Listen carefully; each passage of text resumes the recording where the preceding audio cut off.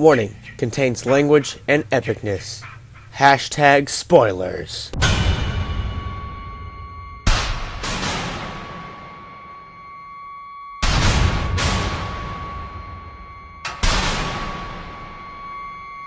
I want somebody to scare me! Scare me! Yeah, I just feel like, bye-bye. Fourth year in a row. There's...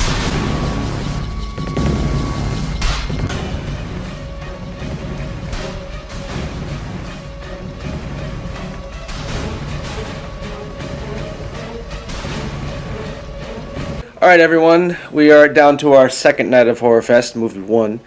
And this review is over Maniac Cop. Just Alex. We have Alex and MykeCheck'd 95.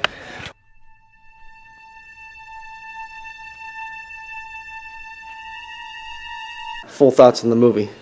This is my first time watching this movie, and I do enjoy my older horror movies. This one being from, what was it, 88. 88. It had its cheesy moments because it's all really heavily based around cops and stuff. What can you expect? And you got good old Bruce Campbell in it. Mm-hmm. Although he showed up a little bit later than I thought he would. Yeah. Is he in the sequels after that? I don't know. I have to look it up.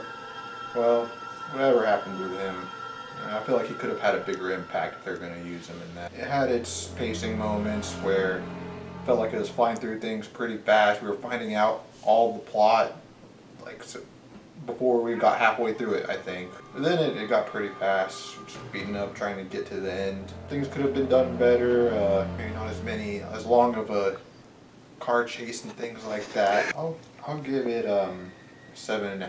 7.5. What do you think of Cordell's, I guess, look, his makeup? His look. At first, I thought I was looking at kind of Arnold Schwarzenegger kind of thing there. I wasn't expecting that face really. It's really all scarred up, but at the same time, it's just like a big square face. I'm guessing he's dead somehow because there's no way he should be living through this stuff. But who knows? And they did say his hands were cold. I remember that. Yeah, he said it was like ice cold even through the gloves.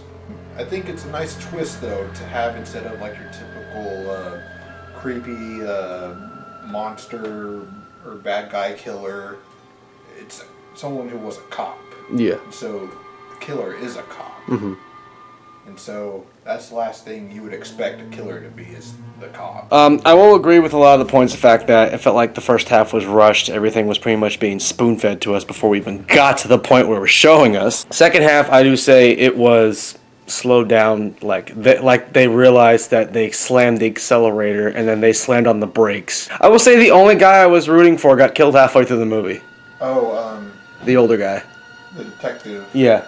Yeah. I think it was like McCrae or whatever. I thought he was gonna live through the whole thing. I know, I was rooting for McCrae. And then, like, I wasn't really, like, I guess I wasn't 100% rooting behind Bruce Campbell's character because he did cheat on his wife. Oh, yeah, I forgot that. It's like, there was not really any, like, good guys except for, like, one person. And then he was the one guy that got killed off. It's like, okay, everyone else did something bad and then now they're dead. I'll give it a 7.7 because I am a sucker for, like, 80s films. And I will say this is a slasher film because it is focused on one killer who's killing everyone. Would I watch the sequels? Possibly. Would I know that they would get worse over time? Probably. Because by the time the 90s hit, all the slasher films went to hell. What was the point of Cordell coming back? To get revenge on everybody, right? Yeah, I guess for like all the people who like put him in politicians and stuff. Because. But he ended up killing them in the end. Yeah. So like, what is there left? Why sequels? Why are there sequels? Maybe to get back at the people who attempted to kill him. Oh yeah, he could do that. Yeah. I mean, I was kind of confusing though because he was like killing all the innocent people, but doing it with witnesses so that they can get someone's attention. Maybe he doesn't really intend to get witnesses, he just didn't care. He is supposedly brain dead or something. That's Maniac Cop. And in a little bit, we'll start watching the second cop-related film called The Traveler, which stars Val Kilmer. Interesting enough.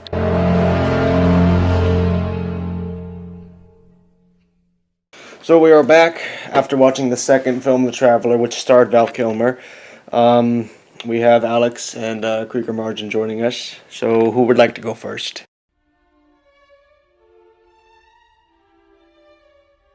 So a big problem I had was when they're doing the flashbacks to the Drifter whenever he was there. He didn't look anything like Val Kilmer in the previous ones. His hair wasn't even the same color. It was probably just a bunch of makeup and prosthetics. Yeah, like they used a completely different actor. And then Val Kilmer in there. Like if you do a side-by-side comparison, they look like two completely different fucking people. I guess the plot within like 10 minutes of watching it. And then the second that I watched that, I just felt bored from the rest of the film.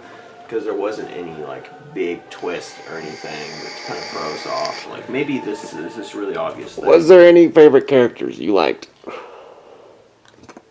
I like the cat.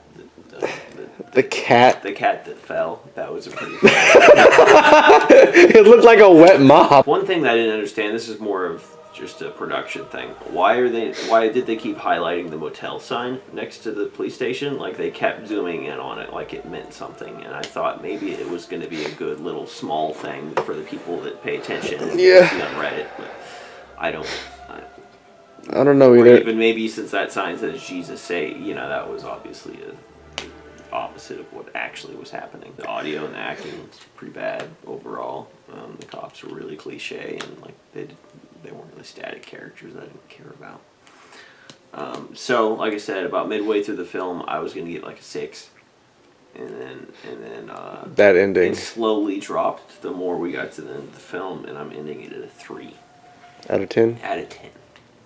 3.2. So you didn't like Kilmer's performance? No, he was pretty boring.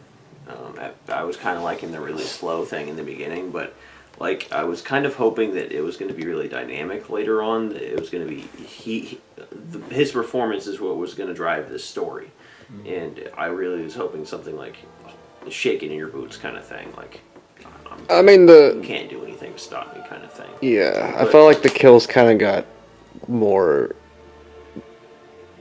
or less unique, I guess. Yeah, and it was like once they went through that scene where they were torturing him, you knew exactly what was going to happen.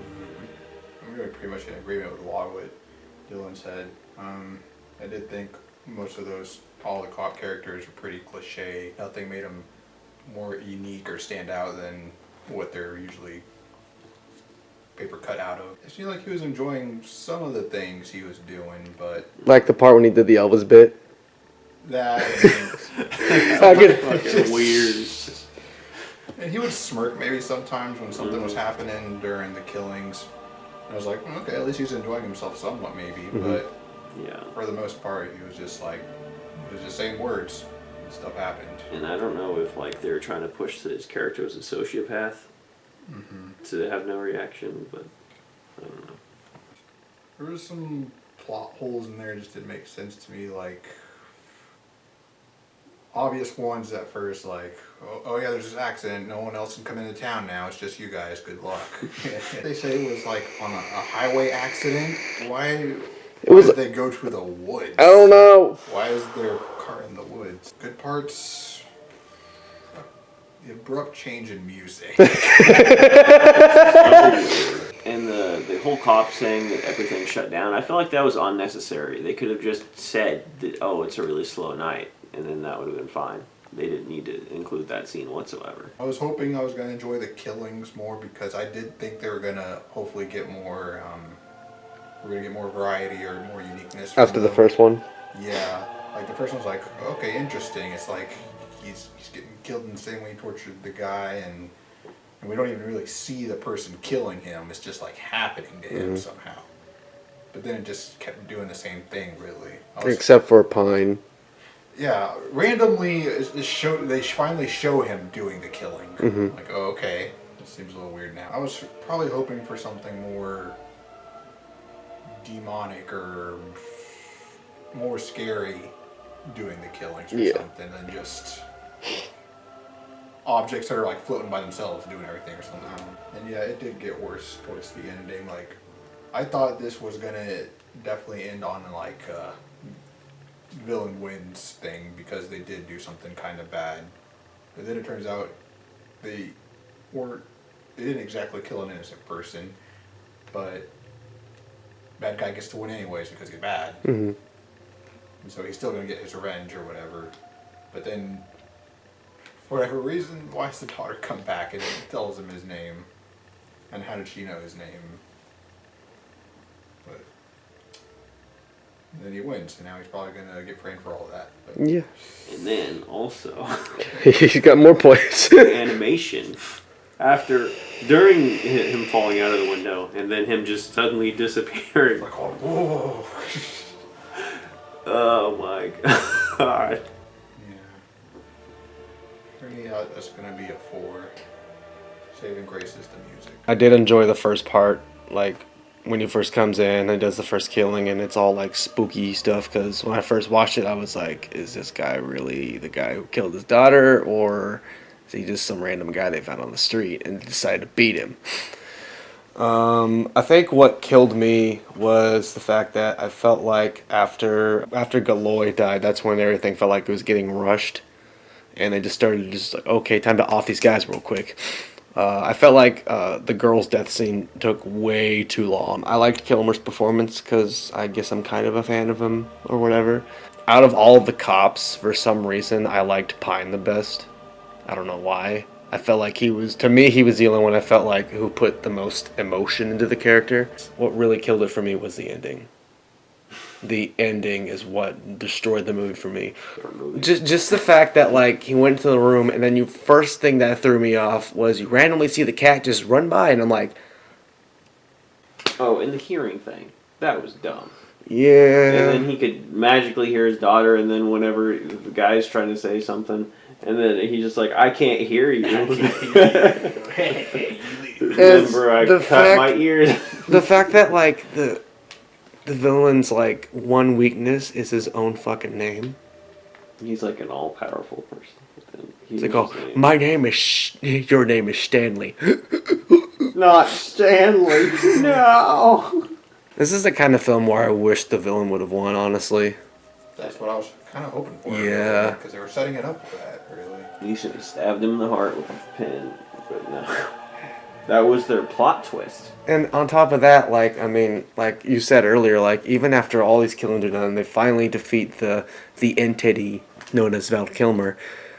Detective Black is not going to get away easily because no one's going to believe his fucking story. He's going to jail for those murders. They're going to think he killed all 5 of his fucking co-workers. First time watching it, I would have given it like a low 5, but second time watching it, I would probably have to go for 4.5. The half point is just because of, I think Kilmer was honestly the best actor on the entire set. Besides Pine, obviously, in my opinion. That is The Traveler. Obviously, it didn't do that too hot. But I guess hopefully tomorrow will be a better night. Because tomorrow is Extraterrestrial Night. With the first Predator. And then there's also Alien Covenant. And we shall see you then.